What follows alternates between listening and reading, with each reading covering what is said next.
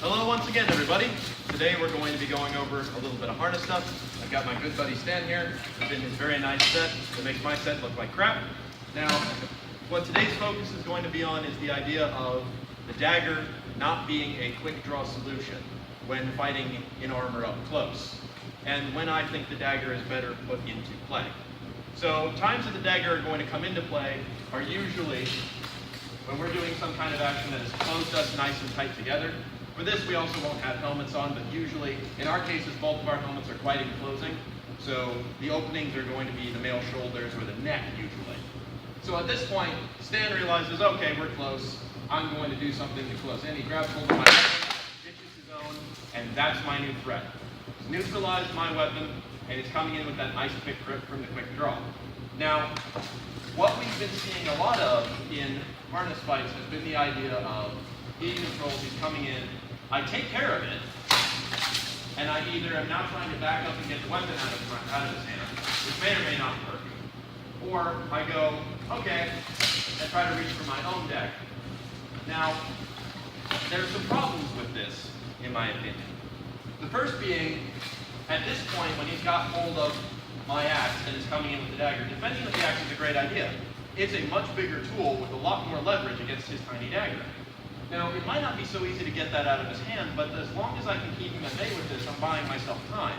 Time that I can exploit when he tries to rear back, when he gives up and tries to do something else. I've got time to set something up. The fight isn't over. But, if instead, after defending with my immediate tool, I take my hand off and reach back for my own dagger, I've got one hand on a weapon that I can't use one-handed, and he's got two hands with the smaller option available. I put myself at a severe disadvantage by taking my hand off of my weapon here. So what can I do instead? Well, I can try and use the axe like I said, or I can focus on dealing with him and not think about my dagger until the end.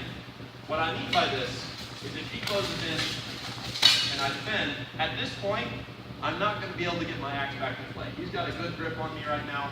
I'd have to really do something to get out of here. Which I can do if he gives me an action, for example, if he starts coming back for another attack. This gives me tempo. This gives me time to then try and seize. But that's making use of him leaving the board for a moment. He's going, I did one attack, it didn't work. I'm going to pull back. There's that moment of indes. I take the board from him, which doesn't always happen. Instead, if he's going to just keep trying to pile through, at this point, I'm not going to get the opportunity to use my axe anymore. I'm going to have to instead start dealing with what he's given me. So what I can do from here is I do let go, but I let go with both weapons with the intent to grapple. When I let go, I'm going to attack the most immediate threat, that dagger hand. And I'm going to get it as nice and far away from me as I can. At this point, he can't use my axe, and I can't use my axe. But he's probably still holding on to it, because he's thinking I'm going to try and use my axe. So I can let that go. Now, I put him at a nice big disadvantage, and I'm using my armor to my own advantage here.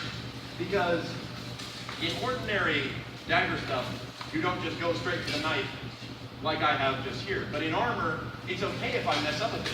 It's okay if I get some scraping actions here. It's even okay if I purposefully pull it onto my chest piece. Because now, that can't hurt me. I can hold him here and be completely fine from any attack he's going to do with this sharp dagger.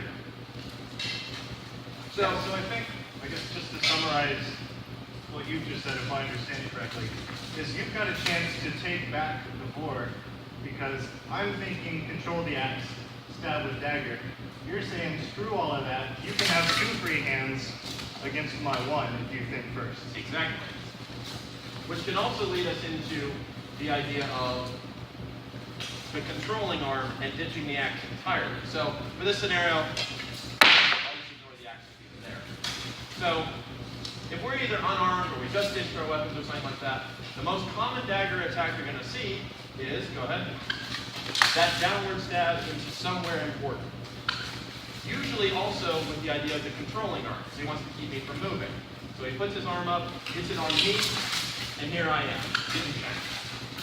Now, this may seem really, really bad, The first attack we did where I didn't use the controlling arm, we have all those dagger disarms that we learned in school, right? Jobs are good. But if he's got that controlling arm on, because I'm probably fighting back against him at this point, now things change.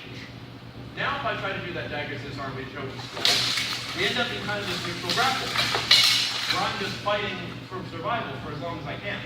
Which, again, this is kind of him having the hand on my poleaxe. Because him having his arm against me here is preventing me from bringing this into play. So I'm stuck with one hand, and he's stuck with a hand that has a sharp bit on the end.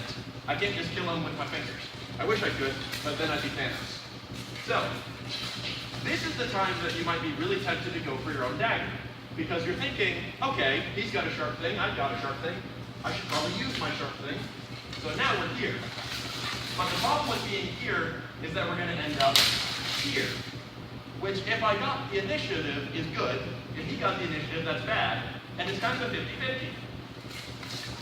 So why don't I want to go for my dagger there? It's because he's giving me a much better option. A much easier thing to attack. Which is the arm. The thing he's put to control me is going to be the thing I use to control him. As he's coming in, I have opportunity to get this between him. This is his handhold on me, but it's going to be my first handhold on him. What also I can do, go ahead, is if I'm really clever, grab onto his arm that was good, though. And use his, what am I hooked on? Armillers. And use my armor as an advantage. So remember how I talked about earlier, we both have enclosed helmets. Me spinning my back to him when we're in nothing is a really bad idea. He's going to shank me in the back of the head. But if I have my full helmet on, there's not much to stab on my upper body. Unless he takes the opportunity to come underneath, which is hard to do when someone's spinning in place in front of you, and that momentum. That's the reason we both nearly fell over, is because right now, we're not tanks, but we're a little bit top heavy. Yeah, even the friendly version of that throw was enough to almost send us to the ground. Oh yeah. And which is fine when I land on top. Which is where we now come into where I think the dagger is going to be most important, and why I wanted to hold off on using it. So Sam, if you could lay down for me, please. Oh, I didn't know we were going to get Always. So, Stan here has been thrown. Most likely, I'm going to end up going to the ground with him. It'd be great in an ideal world I can do this, and I can end up posing like Mr. Peter Faulkner and going, ha, ha, ha, ha, but that's probably not going to happen. Instead, what most often happens is we end up crashed on top of each other like this. Now, neither of us are in pain or in danger right now because our armor is keeping us nice and safe. But I still have to deal with that dagger. So I threw him, and he landed on the ground. There he goes. I've still got control of it. But now there's no way for me to hurt him. The throw was a good way to get him to the ground and give me an advantage. And in certain deed of arm rule sense, the throw counts as a kill, yeah? So, cool, great. But if we're in a melee or battlefield, I still have to deal with this armored man on the ground. So this is where my dagger comes into play. This is where I get the idea of suppressing his body with my own. And now I don't have to worry about him trying to flip me or anything because groundwork in armor is not easy. So once I get this in, now what's the easiest thing for me to use? If I held onto my sword or something like that, I'd have to rear really far back to get into these gaps. If I follow him in his helmet, that's not going to do anything except probably annoy him. So what I can do instead is now I make use of that tiny sharp thing that I held on to all this time and start attacking into the gaps when we're nice and close. Because now, even if I'm really on top of him, if I've got that arm controlled, I can just weasel this into something soft, like his arm, the mail, into the eye slit. That's where this is going to come in handy. And I start negotiating. He starts negotiating, because remember, surrender is an option.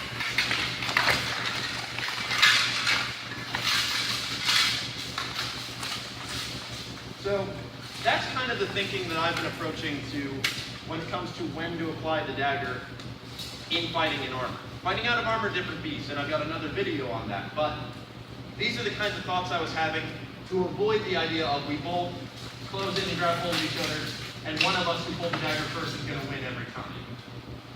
If you go for wrestling instead, you've got a better chance. So, that's what I wanted to cover for today. Thank you very much, Stan, for joining me today. My pleasure, Scott. Awesome. And since you can remove your gauntlets more easily, you'll be the one who pauses the camera. Got it. So I'll show you some more techniques another time.